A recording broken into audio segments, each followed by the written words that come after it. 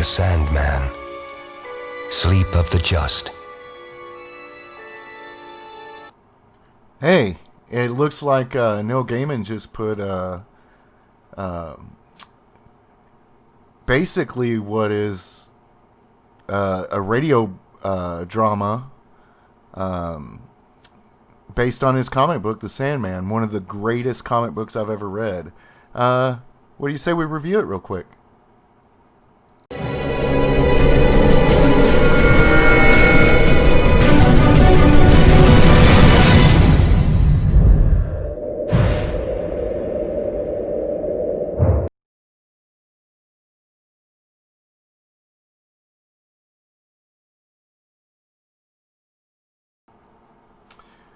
Good evening, ladies and gentlemen.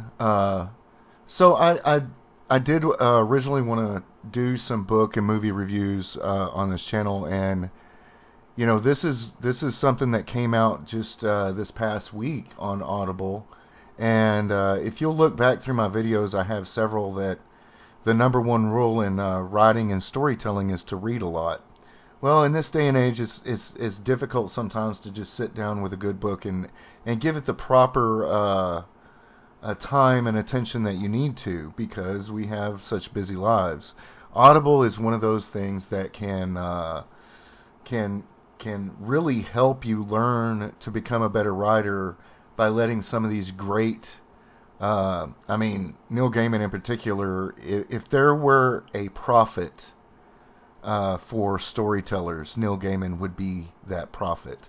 And we'll discuss that a little bit before we get into the book.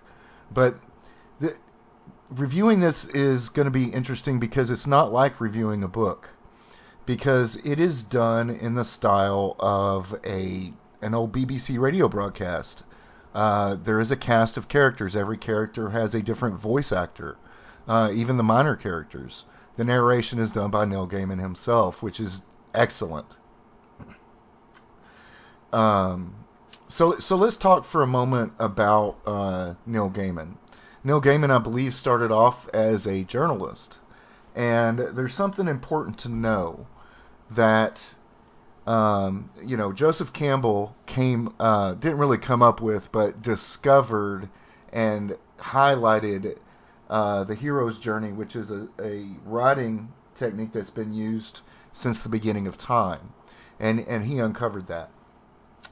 It progressed from there, where George Lucas took it to create Star Wars, to help him create Star Wars using myth and legend and the style and technique of that. So the thing is that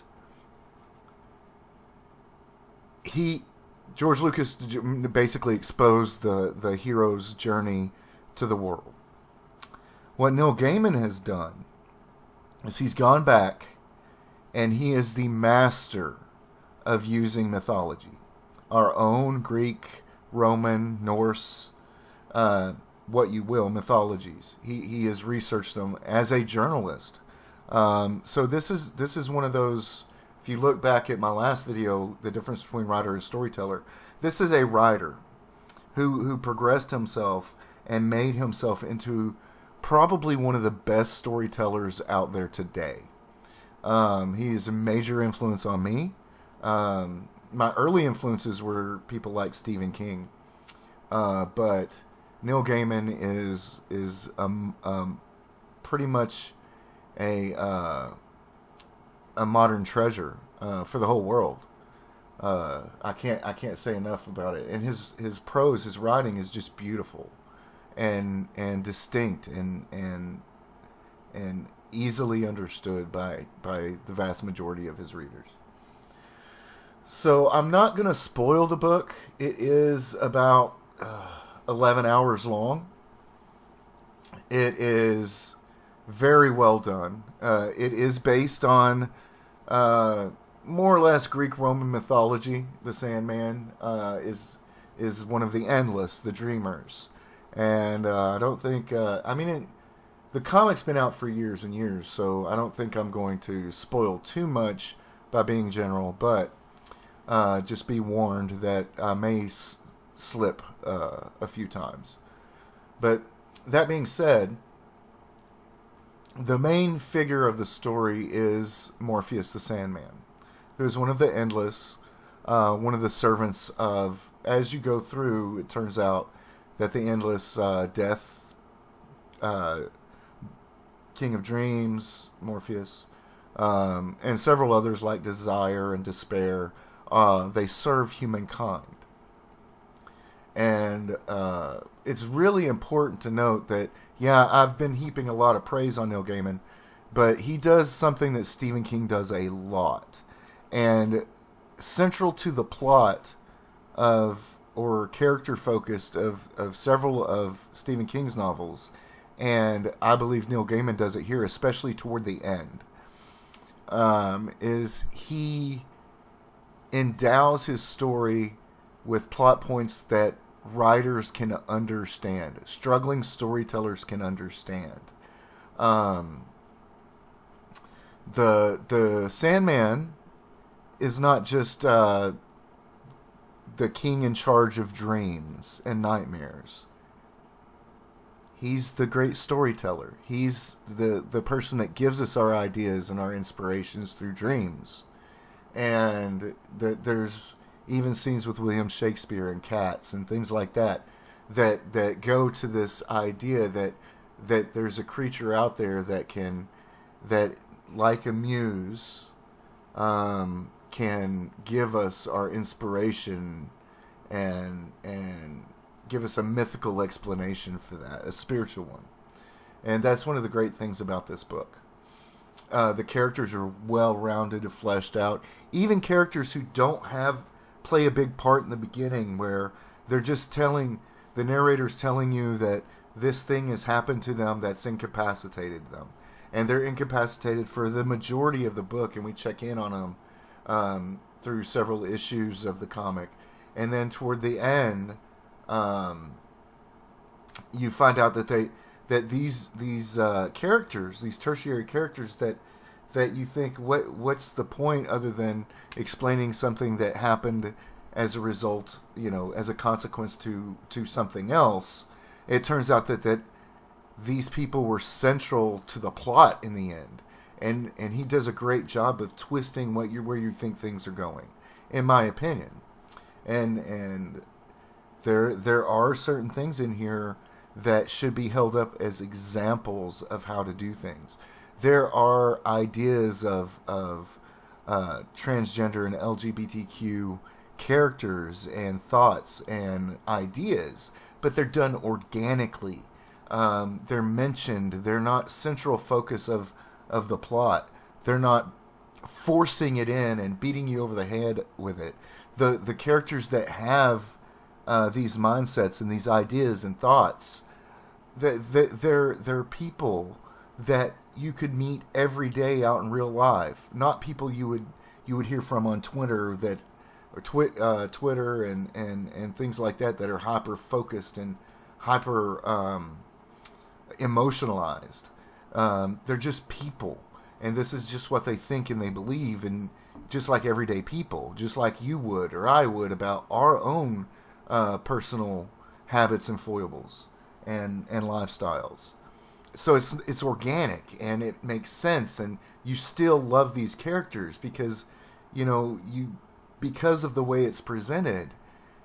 It's not a contentious idea, and that's the way these things should be done.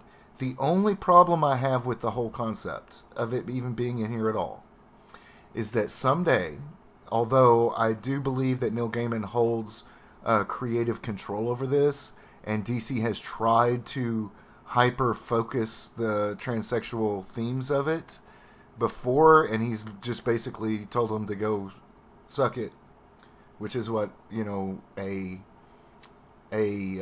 ethical writer would do, an ethical creator who hadn't, either been tricked or been naive enough to give away the creative control over his product, his creation, would do. You just don't change the story to fit a narrative, especially something that's very successful. But there's still a possibility there are people doing things right now that I thought these people were very intelligent and logical people that are getting on their knees and kissing the feet of is just insane. So I'm fearful of this kind of thing, but it's done well, and this should be held up as an example of how you do it correctly. Other notable things is that twists our common idea of what mythology really is. And Neil Gaiman has done this quite a bit with American gods, with the Norse mythology that he kind of set in an oral storytelling fashion. And I haven't read everything that Neil has produced.